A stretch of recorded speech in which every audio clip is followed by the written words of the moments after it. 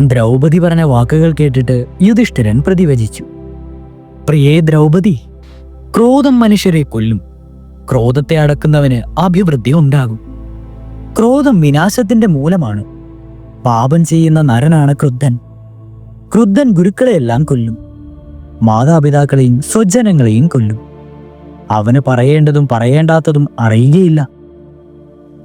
അസത്യത്തേക്കാൾ ശ്രേഷ്ഠം സത്യമാണ്. അതുപോലെ ക്ഷമയും വിനയവും ക്രോധത്തേക്കാൾ ശ്രേഷ്ഠമാണ്. ദുര്യോധനനെ കൊല്ലുവാൻ വേണ്ടി മാത്രം ഞാൻ എങ്ങനെ ക്രോധത്തെ സ്വീകരിക്കും? സ്വധർമ്മിഷ്ഠൻ മാത്രമല്ലേ നല്ലവനാകൂ. ക്രുദ്ധൻ സ്വധർമ്മിഷ്ഠനാവുകയില്ല. അല്പബുദ്ധികൾക്ക് എന്തൊക്കെ തെറ്റുപറ്റിയാലും എന്നെ പോലെയുള്ളവർക്ക് അപ്രകാരം തെറ്റുപറ്റുവാൻ പാടുണ്ടോ? ഭൂമിയെപ്പോലെ ക്ഷമാശീലരായവർ അവർ ഈ ലോകത്ത് തന്നെ ഇല്ലെങ്കിൽ മനുഷ്യർക്കൊരിക്കലും സമാധാനം ലഭിക്കുകയില്ല. വേദനിപ്പിക്കപ്പെട്ടവൻ പകരം വേദനിപ്പിക്കുകയും ഉപദ്രവിപ്പിക്കപ്പെട്ടവൻ തിരിച്ചുപദ്രവിക്കുകയും ചെയ്യുകയാണെങ്കിൽ അതിന്റെ ഫലം സർവനാശമായിരിക്കും. ശകാരിച്ചാൽ അതിനെതിരായി ശകാരിക്കുകയും ദ്രോഹിച്ചാൽ അതിനു പകരം ദ്രോഹിക്കുകയും ഹിംസിച്ചാൽ പകരം ഹിംസിക്കുകയും ചെയ്യുകയാണെങ്കിൽ പിതാക്കൾ മക്കളെ കൊല്ലുകയും മക്കൾ പിതാക്കന്മാരെ കൊല്ലുകയും ഭാര്യമാർ ഭർത്താക്കന്മാരെ കൊല്ലുകയും ഭർത്താക്കന്മാർ ഭാര്യമാരെ കൊല്ലുകയും ചെയ്യും. നിത്യം ക്രോധത്തെ ജയിച്ചവനാണ് വിദ്വാൻ. സുയോധനൻ രാജ്യം അർഹിക്കുന്നില്ല. അതുകൊണ്ട് അവൻ ക്ഷമ കൈക്കൊള്ളുന്നില്ല. ഞാൻ രാജാധികാരം അർഹിക്കുന്നു. അതുകൊണ്ട് ക്ഷമ വേടിയൊന്നുമില്ല. ക്ഷമ എന്നിൽ ഉറച്ചതാണ്. അതിനിളക്കമുണ്ടാവുകയില്ല. ക്ഷമയും ശാന്തതയും മനസ്സിനെ അടക്കുവാൻ കഴിവുള്ളവരുടെ ഗുണങ്ങളാണ്. ഇത് സനാതനമായ ധർമ്മമാണ്. ഇപ്രകാരം കൃപാപൂർണമായ ക്ഷമ ഞാൻ ഒരു കാലത്തും ഉപേക്ഷിക്കുകയില്ല. ഇത്രയും കേട്ടിട്ട് ദ്രൗപദി മറുപടി പറഞ്ഞു. കർമ്മങ്ങളുടെ ഫലങ്ങൾ ഒഴിവാക്കുവാൻ കഴിയുന്നതല്ല. അതുകൊണ്ട് കർമ്മങ്ങളിൽ നിന്ന് പ്രത്യേകം എന്തെങ്കിലും ആഗ്രഹിക്കുന്നത് വെറും തെറ്റിദ്ധാരണ കൊണ്ടാണ്. ഇതോർക്കുമ്പോൾ ധർമ്മം മാത്രമല്ല, കൃപ, ക്ഷമ, ആർജവം, ദയ മുതലായവ കൊണ്ടൊന്നും മനുഷ്യർ ഐശ്വര്യം നേടുവാൻ കഴിയുമെന്ന് തോന്നുന്നില്ല. അങ്ങനെയെങ്കിൽ ഇത്രമാത്രം വ്യസനം അങ്ങയ്ക്കും അർജുനന്മാർക്കും എങ്ങനെ വന്നുകൂടി? നല്ല കാലത്തും ചീത്തകാലത്തും അങ്ങയ്ക്ക് ധർമ്മത്തേക്കാൾ പ്രിയപ്പെട്ടതായി മറ്റൊന്നും ഉണ്ടായിരുന്നില്ല. ഭവാന്റെ ധർമ്മം ഭവാനെ ആപത്തിൽ നിന്നും രക്ഷപ്പെടുത്തിയോ? തുല്യരെയും താഴ്ന്നവരെയും ഒരിക്കലും അങ്ങ് നിന്ദിച്ചിട്ടില്ല. ഭൂമി മുഴുവൻ ജയിച്ചപ്പോഴും അങ്ങയ്ക്ക് അഹങ്കാരം ലവലേശമുണ്ടായിട്ടില്ല. അങ്ങയെപ്പോലെ ദാനവന്മാർ ആരെങ്കിലും ഉണ്ടോ? അങ്ങ് എത്രയോ യജ്ഞങ്ങൾ ചെയ്തു, എത്രയോ പുണ്യകർമ്മങ്ങൾ ചെയ്തു. അങ്ങയ്ക്ക് ചൂതിനുള്ള കമ്പം എങ്ങനെയുണ്ടായി?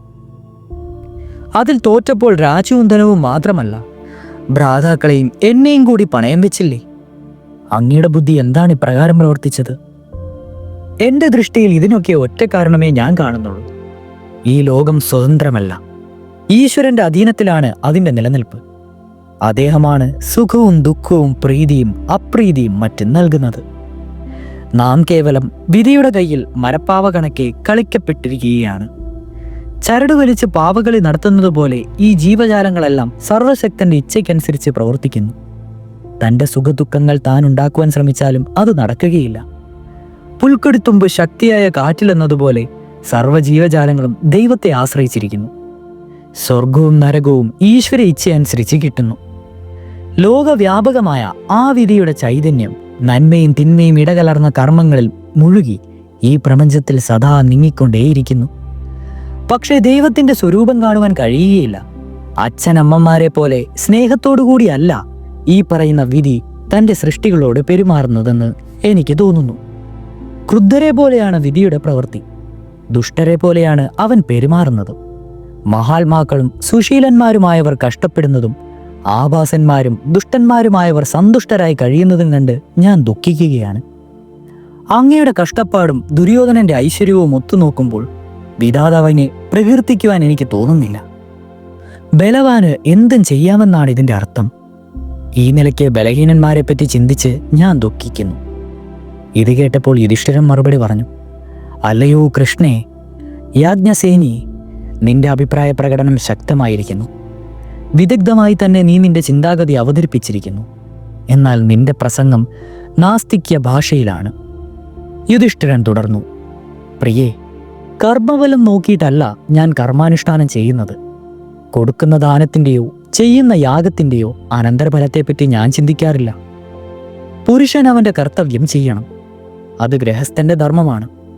ഞാൻ ധർമ്മം അനുഷ്ഠിക്കുന്നതും ആചരിക്കുന്നതും ധർമ്മത്തിന്റെ ഫലം ആശ്രയിച്ചല്ല. പ്രതിഫലത്തിനു വേണ്ടി കർമ്മം ചെയ്യുന്നത് കച്ചവടമാണ്.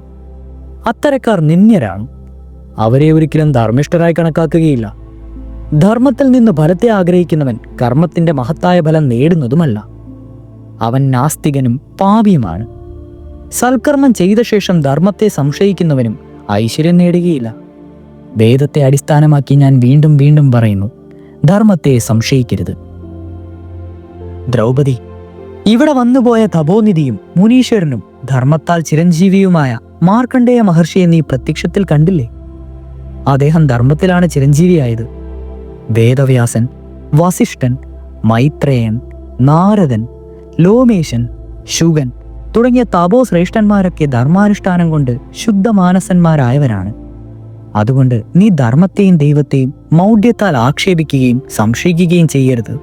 അത് ശരിയല്ല. താൻ കണ്ടത് ശരിയായ പ്രമാണമാണെന്ന് മൂഢൻ ഉറപ്പിച്ചു പറയും. ശ്രേയസിനെ നിരസിക്കുന്നവൻ ഇന്ദ്രിയങ്ങൾക്ക് ഇഷ്ടകരമായി ഈ ലോകത്തിൽ കാണുന്നത് മാത്രമാണ് സത്യമായിട്ടുള്ളതെന്ന് വിചാരിച്ച് അതിൻ്റെ പിന്നാലെ പായുന്നു. എന്നാൽ ശാശ്വതമായ സന്തോഷത്തിന്റെ ലോകത്തെത്തിച്ചേരണമെന്ന് ആഗ്രഹിക്കുന്നവന് ധർമ്മമാകുന്ന വഞ്ചിയല്ലാതെ വേറെ വാഹനമൊന്നുമില്ല. ധർമ്മത്തിൽ നിന്നാണ് ശാശ്വതമായ ശ്രേയസ് വന്നു ചേരുന്നത്. ധർമ്മം പാഴാവുകയില്ല. വിദ്യയ്ക്കും തപസ്സിനുമുള്ള ഫലമാണ് നീ കേട്ടറിഞ്ഞിട്ടുള്ള നിന്റെയും ദൃഷ്ടദ്യുമ്നന്റെയും ജന്മമെന്ന് നീ മനസ്സിലാക്കുക. സർവേശ്വരനായ വിധാതാവിനെ നീ അധിക്ഷേപിക്കരുത്. മൃത്യു സംഭവിക്കുന്നവനാണ് മർത്യൻ. എന്നാൽ ആ ദേവന്റെ പ്രസാദത്താൽ മർത്യൻ അമർത്യനായി അങ്ങനെ തന്നെ ഉയരുകയും ചെയ്യും. അങ്ങനെയുള്ള മുഖ്യദേവതയെ നീ ഒരിക്കലും നിന്ദിക്കരുത്. ദ്രൗപദി ഇത് കേട്ട് പറഞ്ഞു, മഹാരാജാവേ, ഞാൻ ധർമ്മത്തെ ഒരിക്കലും അപമാനിക്കുകയോ നിന്ദിക്കുകയോ ചെയ്യുകയില്ല. ദുഃഖാർത്ഥിയായ ഞാൻ പലതും പറഞ്ഞ് വിലപിക്കുന്നതിനിടയിൽ ആരെയെങ്കിലും പഴിക്കുന്നതായാൽ അത് കരുതലോടുകൂടി ചെയ്യുന്ന നിന്നെയാണെന്ന് ഭവാൻ കരുതരുത്. കർമ്മം എല്ലാവരുടെയും കർത്തവ്യമാണ്. കർമ്മമില്ലാതിരുന്നാൽ ചേതനകളായ ജീവികളും തന്നെ ജീവിക്കുകയില്ല. പൂർവകർമ്മ ഫലത്തെ സർവ്വഭൂതങ്ങളും അനുഭവിച്ചുകൊണ്ടിരിക്കുന്നു. ഇന്ന് നാം ചെയ്യുന്ന കർമ്മമാണ് നാളത്തെ അനുഭവത്തിന് കാരണമാകുന്നത്. ജനങ്ങൾ കർമ്മവിമുഖമാരായി കർമ്മഹീനരായി വർത്തിച്ചിരുന്നുവെങ്കിൽ ഈ ലോകം നിശേഷം നശിച്ചു പോവുകയല്ലാതെ മറ്റെന്തുണ്ടാകുമായിരുന്നു? ഫലം വേണ്ടെന്ന് വിചാരിച്ചുകൂടി കർമ്മം ചെയ്യുന്നവരുണ്ട്. അത്ര മഹത്വമേറിയതാണ് കർമ്മത്തിന്റെ പ്രഭാവം. എന്നാൽ ദൈവത്തിൽ നിന്ന് തനിക്ക് കിട്ടേണ്ടതെല്ലാം കിട്ടുമെന്ന് വിചാരിച്ച് മേലനങ്ങാതെ കാത്തിരിക്കുന്നവൻ, വരുവാനുള്ളവതെല്ലാം ഭാഗ്യത്താൽ കർമ്മം കൂടാതെ മുറയ്ക്ക് ലഭിച്ചുകൊള്ളുമെന്ന് കരുതുന്നവനും വെറും മൂഢാത്മാക്കളാണ്. ചിലരെല്ലാം ദൈവഹിതമാണെന്ന് കരുതുന്നു, മറ്റു ചിലർ അതെല്ലാം വിശ്വസിക്കുന്നു. പക്ഷെ ഭാഗ്യം കൈക്കൊണ്ടും ദൈവഹിതം കൊണ്ടും നേടുന്നതായി കരുതുന്നതിനെയെല്ലാം ആധാരം പൂർവ്വജന്മങ്ങളിലെ തെറ്റോ ശരിയോ ആയ കർമ്മങ്ങൾ മാത്രമാണ്. പൂർവ്വകർമ്മത്തിന് സ്ഥാനമില്ലെങ്കിൽ മനുഷ്യൻ ഏത് ആശയോടും കൂടി കർമ്മം ചെയ്യുന്നുവോ അതൊക്കെ അപ്പോൾ തന്നെ ഫലിക്കേണ്ടതല്ലേ? കർമ്മമാണ് അർത്ഥാനർത്ഥങ്ങൾക്ക് കാരണമെന്നും പൂർവ്വജന്മ കർമ്മങ്ങൾക്ക് സ്ഥാനമുണ്ടെന്നും അറിയാത്തവൻ മൂഢനാണ്. അല്ലയോ രാജാവേ, നമുക്ക് വളരെയധികം അനർത്ഥങ്ങൾ നേരിട്ടിരിക്കുന്ന കാലമാണിത്. ഭവാൻ സംശയം പിടിഞ്ഞ് പൗരുഷത്തിൽ ഏർപ്പെട്ടാൽ മാത്രമേ നമ്മെ ബാധിച്ചിട്ടുള്ള അനർത്ഥങ്ങൾ നീങ്ങുകയുള്ളൂ. കർമ്മം മറ്റുള്ളവരെയെല്ലാം ഫലിച്ചു കാണുമ്പോൾ നമ്മളിൽ മാത്രം അത് കാണാതിരിക്കുമോ? നാം നമ്മുടെ കർമ്മങ്ങൾ ശരിക്കും നിർവഹിക്കണം. പണിപ്പെട്ടാലും ഫലം സിദ്ധിക്കുകയില്ലെന്നുള്ള നിരാശ മനുഷ്യനുണ്ടാകരുത്. ഫലസിദ്ധി ഉണ്ടായാലും ഇല്ലെങ്കിലും കർമ്മം ചെയ്യുക തന്നെ വേണം. മനുഷ്യനൊരിക്കലും അലസനാകരുത്. വിജയം കാംക്ഷിക്കുന്നവൻ ശത്രുവിന്റെ പഴുതെപ്പോഴും നോക്കിക്കൊണ്ട് ഉത്സാഹത്തോടെ പ്രയത്നിക്കണം. ഞാനൊന്നിനും കൊള്ളില്ല എന്ന ആത്മനിന്ദ ചെയ്യുന്നവന് ഐശ്വര്യം ഉണ്ടാവുന്നതല്ല. ഫലസിദ്ധി ദേശകാലങ്ങളെ നോക്കിയുള്ള ശ്രമത്തെ ആശ്രയിച്ചിരിക്കുന്നു. അത് ശരിക്കും അറിഞ്ഞുകൊണ്ട് ഭവാൻ യത്നിക്കുക. ഞങ്ങളുടെ കൊട്ടാരത്തിൽ താമസിച്ചിരുന്ന ഒരു ബ്രാഹ്മണൻ സഹോദരന്മാർക്ക് ബൃഹസ്പതിയുടെ നീതിശാസ്ത്രം ഉപദേശിക്കുന്നത് ഞാനും കേട്ടിട്ടുണ്ട്. അങ്ങനെ മനസ്സിലായ കാര്യങ്ങൾ അങ്ങയോട് പറഞ്ഞു തന്നേ ഉള്ളൂ. ഇങ്ങനെയൊക്കെ പറഞ്ഞ് ദ്രൗപദി യുധിഷ്ഠിരനോട് ഇത്രയും കാര്യങ്ങൾ പറഞ്ഞു. ദ്രൗപദി പറഞ്ഞതെല്ലാം ഭീമൻ ശ്രദ്ധയോടെ കേട്ടുകൊണ്ട് നിൽക്കുകയായിരുന്നു.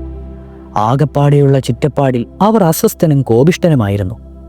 അവൻ അവരുടെ ദുർഗതിയോർത്ത് നെടുവീർപ്പ് കൊണ്ട് യുധിഷ്ഠിരനോട് പറഞ്ഞു, രാജാവേ, രാജപദവി വെടിഞ്ഞ് നമ്മൾ ധർമാത്മാക്കളായി ഈ കാട്ടിൽ പാർക്കുന്നതുകൊണ്ട് എന്താണ് പ്രയോജനം?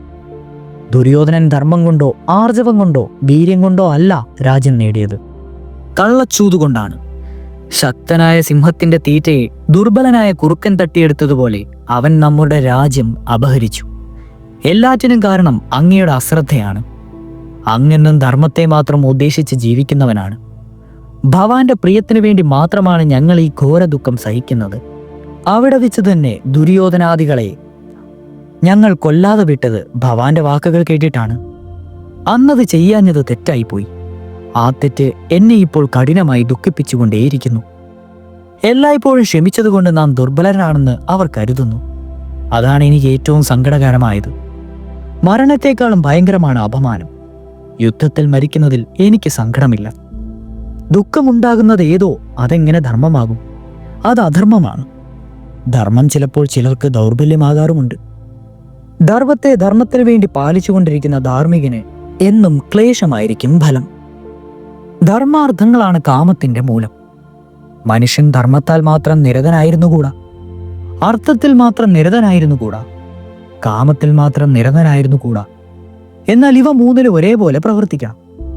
ഈ ജഗത്തിന് മൂലം ധർമ്മമാണെന്നും ധർമ്മത്തിന് ഉപരിയായി മറ്റൊന്നുമില്ലെന്നും ഞാൻ സമ്മതിക്കുന്നു. എന്നാൽ ധർമ്മത്തിന് അർത്ഥവും അർത്ഥത്തിന് ധർമ്മവും ആധാരമാണ്. മഹത്തായ ധർമ്മത്തെ സേവിക്കുവാൻ അർത്ഥം കൂടാതെ കഴിയുകയില്ല. യാചനം ബ്രാഹ്മണർക്കല്ലാതെ ഭവാന് ചേരുന്നതല്ല. അതുകൊണ്ട് പുരുഷോത്തമനായ ഭവാൻ സ്വന്തം ശക്തിയും തേജസ്സും കൊണ്ട് അർത്ഥം നേടുവാൻ യത്നിക്കുകയാണ് വേണ്ടത്. ക്ഷത്രിയന്റെ വിശിഷ്ടമായ ധർമ്മം ഉത്സാഹവും ബലവുമാണ്. അതുകൊണ്ട് ഭവാൻ സ്വധർമ്മത്തെ കൈക്കൊള്ളുക. സ്വധർമ്മത്തിൽ നിന്ന് വ്യതിചലിക്കുന്നത് പുരുഷന് ചേർന്നതല്ല. ധർമ്മത്തെ മാത്രം ആശ്രയിച്ചു നിൽക്കുന്ന രാജാവ് രാജ്യത്തെയോ ഐശ്വര്യത്തെയോ നേടുകയില്ല. യുദ്ധത്തിൽ അർജുനനെ പോലെ വില്ലാളിയായ യോദ്ധാവ് മറ്റാരുമില്ല. ഗദാധരന്മാരിൽ എന്നെ പോലെ അഭ്യാസി മറ്റാരുമില്ല. നാം ദുർബലന്മാരാണെന്ന് ഭവാൻ ഭയപ്പെടരുത്. ദുർബലന്മാർ ഒന്നിച്ചു ചേർന്നാൽ പോലും ബലവാന്മാരെ കൊല്ലുവാൻ കഴിയും. തേനീച്ചകൾ കൂട്ടത്തോടെ എതിർത്താൽ തേനെടുക്കുന്നവൻ കുത്തേറ്റ് ചത്തുപോകും. സൂര്യൻ സ്വന്തം രശ്മി കൊണ്ട് ജീവജാലങ്ങളെ പരിപോഷിക്കുകയും നശിപ്പിക്കുകയും ചെയ്യുന്നില്ലേ? അതേപോലെ ഭവാൻ ശത്രുക്കളെ സംഹരിച്ച് പ്രജകളെ അനുഗ്രഹിക്കുക. അല്പം ധർമ്മം വെടിഞ്ഞ് മഹാധർമ്മം നേടുവാൻ ശ്രമിക്കുന്നവർ ബുദ്ധിമാന്മാരാണ്. അത് കുറച്ച് വിത്ത് വിതച്ച് അധികം വിളവെടുക്കുന്നത് പോലെയാണ്. അതുകൊണ്ട് ധാർത്തരാഷ്ട്രന്മാരുമായുള്ള കരാറ് അത്ര കാര്യമായി എടുക്കേണ്ടതില്ല. ഉപകരണങ്ങൾ മുഴുവൻ സജ്ജീകരിക്കുക. ബ്രാഹ്മണന്മാരെ പ്രസാദിപ്പിച്ച് ആശീർവാദങ്ങൾ വാങ്ങി നമുക്ക് ഹസ്തിനാപുരിയെ ആക്രമിക്കാം. ധാർത്തരാഷ്ട്രന്മാർ കൈയടക്കിയ നമ്മുടെ രാജ്യം നമുക്ക് വീണ്ടെടുക്കാം. വൃഗോദരന്റെ ആവേശത്തോടുകൂടിയുള്ള പ്രഭാഷണം കേട്ടിട്ട് അല്പസമയത്തേക്ക് ധർമ്മപുത്രൻ ഒന്നും പറഞ്ഞില്ല. പിന്നീട് അദ്ദേഹം പറഞ്ഞു, അല്ലയോ ഭീമ, നീ പറഞ്ഞതെല്ലാം ശരിയാണ്. നിന്റെ വാക്കുകൾ എൻ്റെ ഹൃദയത്തിൽ കുത്തിയിറക്കുന്നു. നീ ഇങ്ങനെ തന്നെ പറയണം. അത്രത്തോളം അപരാധം ചെയ്തവനാണ് ഞാൻ. എൻ്റെ ദുർനയം തന്നെയാണ് നിങ്ങളെ ദുഃഖത്തിലാഴ്ത്തിയത്. ധൃതരാഷ്ട്രപുത്രന്മാരിൽ നിന്നും രാജ്യം നേടി എൻ്റേതാക്കാമെന്ന് കരുതിയല്ലേ ഞാൻ ചൂതാടിയത്. ശകുനി കള്ളക്കളിയാണ് കളിക്കുന്നതെന്ന് ഞാൻ മനസ്സിലാക്കിയപ്പോൾ ചൂതിൽ നിന്ന് പിന്മാറേണ്ടതായിരുന്നു. എന്നാൽ എൻ്റെ സ്പർദ്ധ മൂലം അങ്ങനെ ചെയ്യുവാൻ എനിക്ക് കഴിഞ്ഞില്ല. മനുഷ്യമാനസം അന്ധമാക്കുന്നതാണല്ലോ സ്പർദ്ധ. പൗരുഷം കൊണ്ടും അഭിമാനം കൊണ്ടും വീര്യം കൊണ്ടും ആവേശിതമായ മനസ്സിനെ നിയന്ത്രിക്കുവാൻ ആർക്കും കഴിയുന്നില്ല. എൻ്റെ മനസ്സും അനിയന്ത്രിതമാണ്. നീ എന്നെ ഇപ്പോൾ ആക്ഷേപിക്കുന്നത് കേട്ട് എനിക്ക് നിന്നോട് ഒട്ടും വെറുപ്പ് തോന്നുന്നില്ല. എന്ത് ചെയ്യാം, നമുക്കങ്ങനെയൊക്കെ മുൻവിധിയാൽ വന്നുകൂടി. അവസാനം ദാസ്യത്തിൽ കുടുങ്ങിയ നമ്മളെ പാഞ്ചാലി രക്ഷിച്ചു. രണ്ടാമത് ചൂതുണ്ടായപ്പോൾ സഭയിൽ വെച്ച് ചെയ്ത കരാറാണ് ചൂതിൽ തോൽക്കുന്നവൻ വനവാസം ചെയ്യുക എന്നുള്ളത്. അതപ്പോൾ തന്നെ നീയും അർജുനനും അറിഞ്ഞതാണ്. ആ കരാർ സമ്മതിച്ചാണ് കളിച്ചത്. ചൂതിൽ നാം വീണ്ടും തോറ്റു. ഏതായാലും രാജ്യത്തിനും ധനത്തിനും വേണ്ടി മഹാന്മാരുടെ മുന്നിൽ വെച്ചുണ്ടാക്കിയ കരാർ തെറ്റിക്കുവാൻ ഞാൻ വിചാരിക്കുന്നില്ല. സഭയിൽ വെച്ച് ചെയ്ത സത്യം ലംഘിക്കുകയുമില്ല. ചൂതുകളിക്കാലത്ത് നീ എൻ്റെ കൈകൾ ചുട്ടുകളയുവാൻ ഒരുങ്ങിയില്ലേ? അർജുനൻ തടഞ്ഞപ്പോൾ നീ എന്തിനു വഴിപ്പെട്ടു? അത്രയ്ക്ക് കരുതലോടെ അടങ്ങിയ നീ രണ്ടാമത്തെ പ്രാവശ്യത്തെ ചൂതിൽ കരാറെടുക്കുന്നതിന് മുമ്പ് എന്തുകൊണ്ട് എന്നെ തടഞ്ഞില്ല? കാലം തെറ്റിയതിനു ശേഷം എന്നെ എന്തിനാണ് ആക്ഷേപിക്കുന്നത്? പാഞ്ചാലിയെ ദ്രോഹിക്കുന്നത് കണ്ടപ്പോൾ അടങ്ങി നിൽക്കേണ്ടതായി വന്നതോർത്ത് ഇപ്പോഴും ഘോരവിഷം കുടിച്ചതുപോലെയുള്ള മഹാദുഃഖം എനിക്കുമുണ്ട്. എന്നാലും ഗുരുമധ്യത്തിൽ വെച്ച് ചെയ്ത സത്യം ലംഘിക്കുവാൻ എനിക്ക് വയ്യ. വിത്ത് വിതച്ചു കഴിഞ്ഞാൽ അതിൻ്റെ ബലോദയം വരെ കാക്കണം. ആ സുഖോദയകാലം നാം കാത്തുകൊണ്ടിരിക്കുന്നത് തന്നെ വേണം. സത്യത്തെയും ധർമ്മത്തെയും ജീവിതത്തെക്കാളേറെ, സ്വർഗത്തെക്കാളേറെ ശ്രേഷ്ഠമായി കരുതുന്നവനാണ് ഞാൻ. രാജ്യം, പുത്രന്മാർ, ബന്ധുക്കൾ, യശസ്, ധനം എന്നിവ സത്യവുമായി തുലനം ചെയ്യുമ്പോൾ സത്യത്തിന്റെ 16 പോലും അതൊന്നും വരികയില്ല. ഭീമസേനൻ ഇത് കേട്ട് പറഞ്ഞു, മഹാരാജാവേ, കാലം നമുക്ക് വേണ്ടി കാത്തു നിൽക്കുകയില്ല. ഇനിയും ദീർഘമായ 12 വർഷം നാം കഴിച്ചു കൂട്ടേണ്ടതായിട്ടുണ്ട്. മനുഷ്യൻ കാലന് വശംവത്തനാണ്. മർത്യജീവിതം വെള്ളത്തിലെ കുമിള പോലെ പെട്ടെന്ന് തകർന്നു പോകും. മരണം ശരീരികളുടെ ശരീരത്തിൽ എപ്പോഴും കൂടികൊള്ളുന്നു. എപ്പോഴാണ് അവൻ പുറത്തു വരികയെന്ന് തീർത്തു പറയുവാൻ ആർക്കും കഴിയുകയില്ല. മരണത്തിനു മുമ്പ് നാം രാജ്യത്തിനു വേണ്ടി ശ്രമിക്കേണ്ടതല്ലേ? രാജാവേ, ദൗർബല്യം കൊണ്ടല്ല. ഭവാൻ ഈ പ്രതിജ്ഞ ലംഘിക്കുന്നത് ലജ്ജാവഹമായി കരുതുന്നത് അതുകൊണ്ടാണോ? അങ്ങയുടെ ഈ ക്ഷമയും കഷ്ടതരമായ ഈ ജീവിതത്തെയും ആരും അഭിനന്ദിക്കുകയില്ല. ലോകപ്രസിദ്ധനായ ഭവാന് അജ്ഞാതവാസം അസാധ്യമാണ്. സൂര്യദേവന് ആകാശത്തിൽ ഒളിച്ചിരിക്കുവാൻ പറ്റുമോ? അങ്ങയുടെ സ്ഥിതി അതുപോലെയാണ്. അങ്ങയുടെ കാര്യം പോട്ടെന്ന് വെക്കാം. മഹാവൃക്ഷം പോലെ പടർന്നു പന്തലിച്ചു നിൽക്കുന്ന അർജുനൻ എങ്ങനെ അജ്ഞാതനായി സഞ്ചരിക്കും? സിംഹതുല്യമായ നകുല സഹദേവന്മാർ എങ്ങനെ ഒതുങ്ങിപ്പാർക്കും? വിസ്തൃതിയായ കൃഷ്ണ എങ്ങനെ മറ്റുള്ളവരുടെ ദൃഷ്ടിയിൽപ്പെടാതെ വാഴും? എന്നെ കുട്ടിക്കാലം മുതൽ എല്ലാവരും അറിയും. ഞാൻ എങ്ങനെ അജ്ഞാതവാസം ചെയ്യുമെന്ന് എനിക്ക് തന്നെ അറിഞ്ഞുകൂടാ. മേരുപർവ്വതത്തെ ഒളിപ്പിക്കാം, എന്നാൽ ഭീമനെ ഒളിപ്പിക്കുവാൻ പ്രയാസമാണ്. നാം തോൽപ്പിച്ച അനവധി രാജാക്കന്മാരുണ്ട്. അവരെല്ലാം ധാർത്തരാഷ്ട്രന്മാരുടെ കൂടെ നിൽക്കും. അജ്ഞാതവാസക്കാലത്ത് നമ്മെ കണ്ടുപിടിക്കുവാൻ അവരും ശ്രമിക്കും. കണ്ടുപിടിച്ചാൽ പിന്നെയും 12 വർഷം വനവാസം. അങ്ങനെയാണല്ലോ കരാറ്. അതിന്റെ അർത്ഥം നാം നിത്യവും വനത്തിൽ കഴിയണമെന്ന് തന്നെയാണ്. കാട്ടിൽ പാർത്തു തുടങ്ങിയിട്ടിപ്പോൾ 13 മാസമായി. ഈ 13 മാസം 13 കൊല്ലമായി കണക്കാക്കാമെന്ന് പണ്ഡിതന്മാർക്ക് അഭിപ്രായമുണ്ട്. കരാറുകാലം കഴിഞ്ഞുവെന്ന് കരുതുക. പോരെങ്കിൽ ബാക്കി കാലങ്ങൾക്ക് വേണ്ട പ്രായശ്ചിത്തം നമുക്ക് ചെയ്യാം. അങ്ങനെ കരാറിൽ നിന്ന് നമുക്ക് ഒഴിവാകണം. എങ്ങനെയും ശത്രുക്കളെ നശിപ്പിക്കുവാൻ നാം ഉടൻ തന്നെ ഒരുങ്ങണം. എന്നാൽ ഭീമന്റെ ഈ വാദമുഖങ്ങൾക്കൊന്നും പുരുഷവ്രാഖ്യനായ ധർമ്മപുത്രനെ തന്റെ നിലപാടിൽ നിന്ന് വ്യതിചലിപ്പിക്കുവാൻ കഴിഞ്ഞില്ല. അദ്ദേഹം പറഞ്ഞു, സ്വന്തം കയ്യൂക്കിൽ അതിരറ്റ് അഹങ്കരിക്കുന്നവർ ചപലരാണ്. ഭീഷ്മാചാര്യർ, മഹാഗുരു ദ്രോണൻ, അംഗരാജൻ കർണൻ, അശ്വത്ഥാമാവ് തുടങ്ങിയവർ ദിവ്യാസ്ത്രജ്ഞന്മാരാണ്. അവർ ദുര്യോധനു വേണ്ടി യുദ്ധം ചെയ്യുവാനും ജീവൻ പോലും കളയാൻ തയ്യാറാവും. അവരുടെ കൂടെ നമുക്ക് പിണങ്ങിപ്പോയിട്ടുള്ള രാജാക്കന്മാരെയും കൂടും. അഭേദ്യമായ കവചമുള്ള സാഹസിയും സർവാസ്ത്രജ്ഞനുമായ അജയനുമായ കർണനെ നീ നിസ്സാരനായി കരുതുന്നത് നിന്റെ വിവരക്കേടുതണ്ടാണ്. വില്ലാളികളിൽ വെച്ച് ഏറ്റവും മികച്ചവനാണ് കർണനെന്ന് എനിക്ക് തോന്നുന്നു. പണ്ട് അഭ്യാസ പ്രകടനം നടത്തിയപ്പോൾ അർജുനൻ കാട്ടിയ പ്രാഗൽഭ്യത്തെ വെല്ലുന്ന വിധത്തിൽ അവൻ പ്രകടനം നടത്തിയത് നീ വിസ്മരിച്ചു പോയോ? അവന്റെ കൈവേഗത്തെപ്പറ്റി ചിന്തിക്കുമ്പോൾ എനിക്ക് ഉറക്കമുണ്ടാകുന്നില്ല. ദുര്യോധനൻ ഗദായുദ്ധത്തിൽ നിനക്ക് തുല്യനാണ്. അവന്റെ അനുജന്മാരെല്ലാം വീര്യമുള്ള ക്ഷത്രിയരാണ്. അവർക്ക് സ്വന്തമായും മറ്റും രാജാക്കന്മാരുടെ സഹായം കൊണ്ടും വലുതായ സൈന്യ ബലവുമുണ്ട്. ഇത്രത്തോളം ശക്തന്മാരെ സഹായത്തിന് ആരുമില്ലാതെ നിനക്കെങ്ങനെ ജയിക്കുവാൻ കഴിയും? ഇതൊന്നും ആലോചിക്കാതെ സ്വന്തം ശക്തിയെ മാത്രം ആശ്രയിച്ചുകൊണ്ട് ഒരു വൻ ശക്തിയോട് ഏറ്റുമുട്ടുവാൻ അതിനൊരുമ്പിട്ടാൽ ഒടുവിൽ ദുഃഖിക്കേണ്ടി വരും. യുധിഷ്ഠിരന്റെ ഈ വാക്കുകൾ അഹങ്കാരിയായ ഭീമന്റെ ഹൃദയത്തിൽ തട്ടി. ജ്യേഷ്ഠന്റെ വാക്കുകളിൽ കഴമ്പുണ്ടെന്ന് അവന് തോന്നി. അവനൊന്നും മിണ്ടാതെ നിന്നു. ആ അവസരത്തിൽ വേദവ്യാസൻ അവിടെ എത്തി. എല്ലാവരും അദ്ദേഹത്തെ പൂജിച്ച് ബഹുമാനിച്ചു. അദ്ദേഹം ആസനസ്ഥനായി. വ്യാസൻ പറഞ്ഞു, യുധിഷ്ഠിര, നിന്റെ മനോവിചാരം മനസ്സിലാക്കിയതുകൊണ്ടാണ് ഞാനിപ്പോൾ വന്നത്. മഹാവയനായിട്ടുള്ള ഭീഷ്മർ, മഹാഗുരുവായിട്ടുള്ള ദ്രോണർ, സർവജ്ഞാനിയായിട്ടുള്ള ത്രിപൻ, സർവശസ്ത്ര പരാക്രമിയായിട്ടുള്ള അശ്വത്ഥാമാവ്, അംഗരാജൻ വൈകർത്തനൻ കർണൻ, മഹാബാഹുവായിട്ടുള്ള ദുര്യോധനൻ മുതലായവരെ പറ്റി നിനക്കുള്ള ഭയം അസ്ഥാനത്തല്ല. എന്നാൽ അത് വിധിഹിതമായ കർമ്മം കൊണ്ട് നശിപ്പിക്കാം. നീ പറഞ്ഞതൊക്കെ നാമും കേട്ടു. എന്നാൽ ഭഗവാൻ വേദവ്യാസനായ ഞാനിതാ പറയുന്നു, നിന്റെ കൂടെയുള്ളത് ഇന്ദ്രതുല്യനായ ഗാണ്ഡിവധാരിയായ സവ്യസാചിയാണ്. ഈ പറയുന്ന വിജയൻ ശത്രുക്കളെയെല്ലാം മുടിക്കും. എന്നാൽ അതിലേക്ക് വേണ്ട സിദ്ധി അവൻ നേടണം. പ്രതിസ്മൃതി എന്ന വിദ്യ ഞാൻ ഉപദേശിച്ചു തരാം.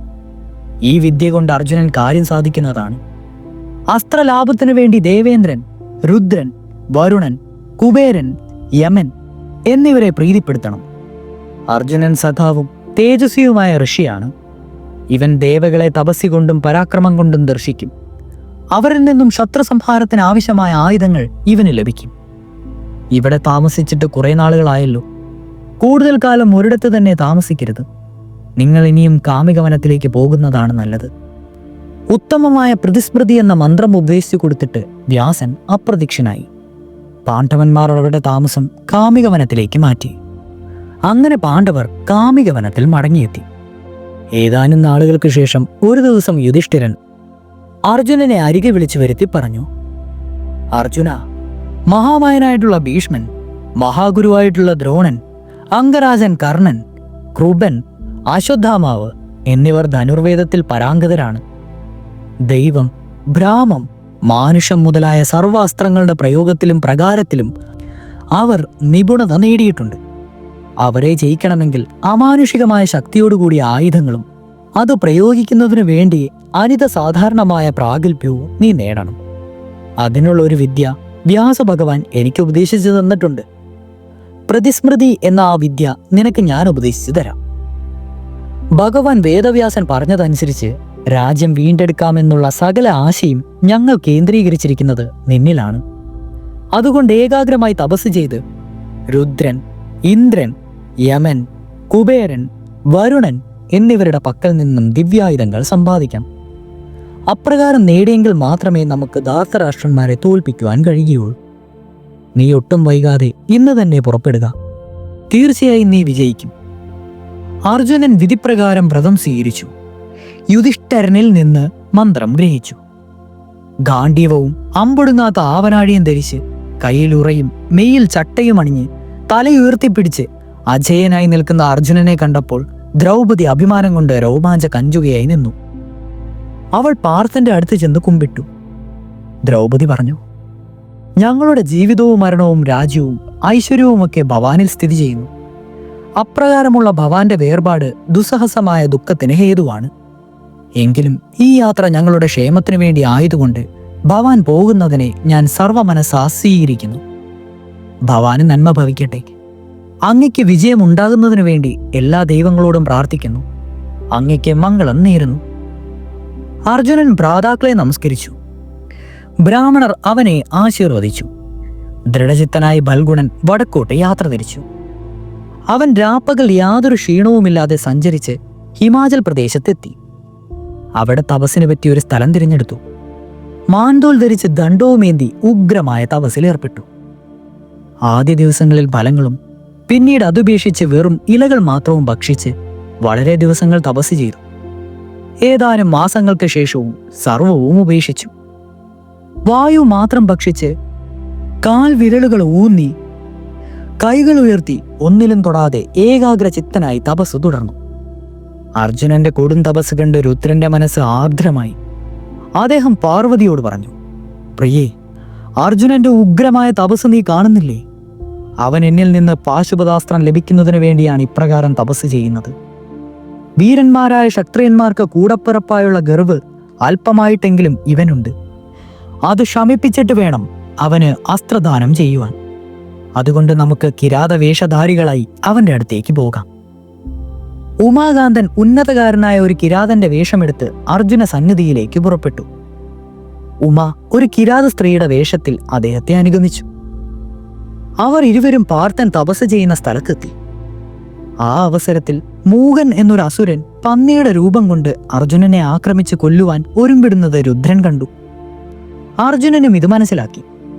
രണ്ടുപേരും പന്നിയുടെ നേർക്ക് ബാണങ്ങൾ എയ്തു. 2 ബാണങ്ങളും ഒരേ സമയം തന്നെ പന്നിയുടെ ശരീരത്തിൽ തുളച്ചു കയറി. കാനനം മുഴുവൻ ഞെട്ടുമാർ അലറിക്കൊണ്ട് പന്നിരൂപം പൂണ്ട മൂകാസുരൻ ചത്തുമലച്ചു. തന്റെ മുന്നിൽ നിൽക്കുന്ന കനകപ്രഭനായ കിരാതനെയും സ്ത്രീയെയും സകൗതുകം നോക്കിക്കൊണ്ട് അർജുനൻ ചോദിച്ചു: ഈ ഘോരവനത്തിൽ സ്ത്രീയോടുകൂടി സഞ്ചരിക്കുന്ന നിനക്ക് ഭയമില്ലേ? ഞാൻ ലക്ഷ്യം വെച്ച പന്നിയെ ഇടയ്ക്ക് കയറി നീ എയ്തത് ന്യായമാണോ? നായാട്ടിന് ചേർന്ന ധർമ്മമല്ല നീ ചെയ്തത്. നിന്നെ ഞാൻ വെറുതെ വിടുകയില്ല. കിരാതൻ ഇത് കേട്ട് പൊട്ടിച്ചിരിച്ചു. അവൻ പറഞ്ഞു: ഞാൻ കാട്ടാളനാണ്. വനത്തിലാണ് ഞാൻ ജീവിക്കുന്നത്. വേട്ടയാടുകയാണ് എൻ്റെ തൊഴിൽ. ഇവളെൻ്റെ ഭാര്യയാണ്. ഞങ്ങൾ ഒരുമിച്ചാണ് കാട്ടിൽ സഞ്ചരിക്കുന്നത്. നിന്നെ കണ്ടിട്ട് ഒരു കാനനവാസിയായി തോന്നുന്നില്ല. സുകുമാര കോമളഭാരനായ നീ എന്തിന് ഘോരജന്തുക്കളുള്ള ഈ കാട്ടിൽ സഞ്ചരിക്കുന്നത്? നിനക്ക് ഭയമില്ലേ? അർജുനൻ പുച്ഛത്തോടെ കാട്ടാളനെ നോക്കി ചിരിച്ചുകൊണ്ട് പറഞ്ഞു: ഭയമോ? എനിക്കോ? എൻ്റെ കയ്യിലുള്ള ഈ വില്ല് ഗാണ്ഡീവമാണ്. നീ കണ്ടില്ലേ ഭയമൊന്നുമില്ലാതെ ഞാൻ ആ പന്നിയെ നേരിട്ടതും എയ്തു വീഴ്ത്തിയതും? കിരാതൻ മറുപടി പറഞ്ഞു. ഓഹോ, അങ്ങനെയോ? ആളൊരു വമ്പനാണെന്ന് തോന്നുന്നല്ലോ. പന്നി ചത്തുവീണത് എന്റെ അമ്പ് കൊണ്ടിട്ടാണ്. എന്നിട്ട് നീയാണ് അവനെ കൊന്നുവെന്ന് വീമ്പ് പറയുന്നു. നീ ഒരു അഹങ്കാരി കൂടിയാണെന്ന് തോന്നുന്നു. നിന്റെ ഗർവ് ഞാൻ ഇപ്പോൾ അടക്കിയേക്കാം. ഇത് കേട്ട് കുപിതനായ അർജുനൻ ഗാണ്ഡീവം കുലച്ച് കിരാതന്റെ നേർക്ക് ബാണങ്ങൾ അയച്ചു. കിരാതൻ ചിരിച്ചുകൊണ്ട് അതെല്ലാം തടുത്തു. ഫൽഗുണൻ പിന്നെയും പിന്നെയും അമ്പുകൾ എയ്തു. അതെല്ലാം തന്റെ എതിരാളിയുടെ മേൽ കൊള്ളുന്നതിന് മുമ്പ് തന്നെ തടയപ്പെട്ടു. അമ്പുഴയാത്ത ആവനാടിയിൽ അമ്പുകളുടെ എണ്ണം കുറഞ്ഞു കുറഞ്ഞു വന്നു. ഇത് കണ്ട് അർജുനൻ അന്താളിച്ചു. എങ്കിലും അവന്റെ വാശി വർദ്ധിച്ചതേയുള്ളൂ. അവസാനം അമ്പുകളെല്ലാം ഒഴിഞ്ഞു. കയ്യിൽ വില്ലു മാത്രമായി. അത് പൊക്കിയെടുത്ത് കാട്ടാളനെ അടിച്ചു. കാട്ടാളൻ അത് നിസ്സാരമായ വിധത്തിൽ പിടിച്ചെടുത്തു. അർജുനന്റെ വാശിയും വൈരാഗ്യവും വർദ്ധിച്ചു. അവൻ മരക്കൊമ്പുകൾ അടർത്തിയെടുത്ത് കിരാതനെ അടിച്ചു. അതുകൊണ്ടും ബലമില്ലെന്ന് വന്നപ്പോൾ മുഷ്ടി ചുരുട്ടിയായി കിരാതനോട് ആക്രമണം. ഇത്രയുമായപ്പോൾ കിരാതൻ അർജുനനെ പിടികൂടി അവനെ അമർത്തി ഞെക്കി വീർപ്പ് മുട്ടിച്ചു. അർജുനൻ നിശ്ചേഷ്ടനായി ബോധം കെട്ട് വീണു. കുറച്ചു സമയം കഴിഞ്ഞ് ബോധക്ഷയം മാറിയപ്പോൾ അർജുനൻ എഴുന്നേറ്റു. അവന്റെ ശരീരമാകെ രക്തത്തിൽ കുളിച്ചിരുന്നു. അവൻ മണ്ണുകൊണ്ടൊരു ശിവലിംഗമുണ്ടാക്കി അതിന്മേൽ പുഷ്പങ്ങൾ പൂജിച്ച് ശിവധ്യാനം ചെയ്തു. പൂജ തുടങ്ങിയപ്പോൾ കിരാതൻ അർജുനന്റെ മുന്നിൽ പ്രത്യക്ഷപ്പെട്ടു. താൻ ശിവലിംഗത്തിൽ അർപ്പിക്കുന്ന പുഷ്പങ്ങളെല്ലാം തന്റെ മുന്നിൽ നിൽക്കുന്ന കിരാതന്റെ ശിരസിൽ പതിക്കുന്നത് കണ്ടപ്പോൾ തന്റെ എതിരാളിയായ കിരാതൻ സാക്ഷാൽ പരമശിവനാണെന്ന് അർജുനന് മനസ്സിലായി. അവൻ ഭഗവാന്റെ പാദങ്ങളിൽ വീണ് മാപ്പിരന്നു. ചന്ദ്രശേഖരൻ സംപ്രീതനായി. അദ്ദേഹം അർജുനനെ പിടിച്ചെഴുന്നേൽപ്പിച്ച് മാറോട് ചേർത്ത് തലോടി സമാശ്വസിപ്പിച്ചിട്ട് പറഞ്ഞു, അർജുന, ഞാൻ നിന്നിൽ സന്തുഷ്ടനായിരിക്കുന്നു. നിന്നോട് തുല്യനായി വേറൊരു ക്ഷത്രിയനില്ല. നീ യുദ്ധത്തിൽ സർവശത്രുക്കളെയും ജയിക്കും. നീ ദേവന്മാരെ പോലും ജയിക്കും. നീ പൂർവജന്മത്തിൽ നാരായണ സ്നേഹിയായ നരനായിരുന്നു. നാം തമ്മിൽ നടന്ന പോരാട്ടത്തിൽ മായ കൊണ്ടാണ് ഗാണ്ഡീവവും അമ്പൊടുങ്ങാത്ത ആവനാഴിയും ഞാൻ ഗ്രസിച്ചത്. ഈ ആവനാഴി വീണ്ടും അമ്പൊടുങ്ങാത്തതാവും. നിനക്ക് പോരിലുണ്ടായ വൈശ്യമെല്ലാം ഉടൻ നീങ്ങും. എനിക്ക് പ്രിയമേറിയ പാശുപതാസ്ത്രം ഇതാ നിനക്ക് ഞാൻ തരുന്നു. 3 ലോകത്തിലും ഈ അസ്ത്രത്തിന് നശിപ്പിക്കുവാൻ വയ്യാത്തതായി ഒന്നുമില്ല. വാക്കോ നോട്ടമോ മനസ്സോ വില്ലോ കൊണ്ട് ഈ അസ്ത്രം പ്രയോഗിക്കാം. അർജുനൻ മഹാദേവനെ താണുവണങ്ങി ഏകാഗ ചിത്രനായി നിന്നു. പാശുപതാസ്ത്രം പ്രയോഗിക്കുന്നതിലും സംഹരിക്കുന്നതിനുമുള്ള സർവ്വരഹസ്യങ്ങളും പരമശിവൻ അർജുനന് ഉപദേശിച്ചു കൊടുത്തു. ഇനിയും നിനക്ക് സ്വർഗലോകത്തിലേക്ക് പോകാം എന്ന് അനുഗ്രഹിച്ചിട്ട് പിനാകപാണി പാർവതിയോടൊപ്പം അന്തർദാനം ചെയ്തു. പരമശിവനെ നേരിൽ കാണുവാനും അദ്ദേഹത്തിന്റെ വാത്സല്യത്തിന് പാത്രീഭൂതനാകുവാനും അദ്ദേഹത്തിന്റെ കയ്യിൽ നിന്ന് പാശുപതാസ്ത്രം ലഭിക്കുവാനും ഇടയായതോർത്തപ്പോൾ അർജുനൻ അഭിമാനവൃഞ്ചിതനായി. ആനന്ദസാഗരത്തിൽ ആറാടി. ചന്ദ്രചൂടൻ തന്നെ മാറോട് ചേർത്ത് തലോടിയ ഓർമ്മ പാർത്ഥനെ കോൾമേർ കൊള്ളിച്ചു. ശത്രുക്കളെ മുഴുവൻ ജയിച്ചുവെന്ന് തോന്നൽ അവനുണ്ടായി. ഇനിയും എന്താണ് വേണ്ടതെന്ന് ആലോചിച്ചുകൊണ്ട് നിൽക്കുമ്പോൾ പാർത്ഥന്റെ മുമ്പിൽ വരുണനും കുബേരനും യമനും ദേവേന്ദ്രനും പ്രത്യക്ഷപ്പെട്ടു. അവരെല്ലാം ശങ്കരകാരുണ്യത്തിന് പാത്രീഭൂതരായ അർജുനനെ അനുഗ്രഹിച്ചു. യമൻ തന്റെ പ്രസിദ്ധമായ ദണ്ഡ് അർജുനന് നൽകിയിട്ട് പറഞ്ഞു, സാക്ഷാൽ മഹാദേവനെ യുദ്ധത്തിൽ സന്തോഷിപ്പിച്ച നീ മഹാവിഷ്ണുവിനോടുകൂടി ഭൂമിയെ ദുഷ്ടന്മാരിൽ നിന്ന് രക്ഷപ്പെടുത്തുക. ആർക്കും തടുക്കുവാൻ സാധ്യമല്ലാത്ത ഈ ദണ്ഡുകൊണ്ട് നീ മഹത്തായ കർമ്മം നിർവഹിക്കും. വരുണഭാഷങ്ങളാണ് വരുണദേവൻ നൽകിയത്. ഈ ആയുധം കൊണ്ട് നീ പോർക്കളത്തിൽ ഇറങ്ങിയ നിന്റെ എല്ലാ ശത്രുക്കളെയും നശിപ്പിക്കുവാൻ നീ ശക്തനാകും. വരുണൻ പറഞ്ഞു. ഇത് കഴിഞ്ഞ് കുബേരൻ പറഞ്ഞു, അർജുന, നിനക്ക് ഞാൻ അന്തർദാനം എന്ന അസ്ത്രമാണ് തരുന്നത്. മേരുതുല്യമായ ഗൗരവം അജയ പരാക്രമവും ചേർന്ന ഭവാൻ ഈ അസ്ത്രം ധരിക്കുവാൻ അർഹനാണ്. ദുർജയന്മാരായ അമർത്യന്മാരെ പോലും നിനക്ക് ഇതുകൊണ്ട് ജയിക്കുവാൻ കഴിയും. മഹാദേവന്റെ അനുഗ്രഹം വാങ്ങി ദേവന്മാരുടെ പ്രശംസയും വിശിഷ്ടമായ ആയുധങ്ങളും നേടി വിജയശ്രീ ലാളിതനായി നിൽക്കുന്ന തന്റെ പുത്രനോട് ദേവേന്ദ്രൻ പറഞ്ഞു, വിജയ, നീ ശ്രേഷ്ഠമായ സിദ്ധി നേടി ദേവതുല്യനായിരിക്കുന്നു. സ്വർഗത്തിലേക്ക് കയറുവാൻ നീ ഒരുങ്ങിക്കൊള്ളുക. നിന്നെ കൊണ്ടുപോകുവാൻ എൻ്റെ രഥസാരഥിയായിട്ടുള്ള മാതലി രഥവുമായി ഇവിടെ എത്തും. അവിടെ വെച്ച് നിനക്ക് ദിവ്യാസ്ത്രങ്ങൾ ഞാൻ നൽകുന്നതാണ്. അർജുനൻ ലോകപാലകന്മാരായ ദേവന്മാരെയെല്ലാം വിധി പോലെ പൂജിച്ചു. അവർ വീണ്ടും അർജുനനെ അനുഗ്രഹിച്ചിട്ട് അന്തർദാനം ചെയ്തു. സവ്യസാചിയായിട്ടുള്ള സാക്ഷാൽ അർജുനൻ സന്തുഷ്ടനായി സമാശ്വസിച്ചു. അല്പസമയത്തിനുള്ളിൽ ആകാശം പ്രഭാതപൂരിതമായി. മേഘം പിളർക്കുന്ന വിധം ശബ്ദമുണ്ടായി. മാതലി തെളിയിക്കുന്ന ഇന്ദ്രന്റെ രഥം അർജുനന്റെ മുമ്പാകെ എത്തി. മാതലി തേരിൽ നിന്നിറങ്ങി അർജുനന്റെ സമീപം വന്ന് അദ്ദേഹത്തോട് വണങ്ങിയിട്ട് ഇങ്ങനെ പറഞ്ഞു, ദേവന്മാർക്ക് അങ്ങയെ നേരിൽ കാണുവാനായി അമരാവതിയിലേക്ക് കൂട്ടിക്കൊണ്ടുപോകുവാൻ ഇന്ദ്രൻ എന്നെ അയച്ചിരിക്കുകയാണ്. ഭവാൻ തേരിൽ കയറിയാലും. തുടരും.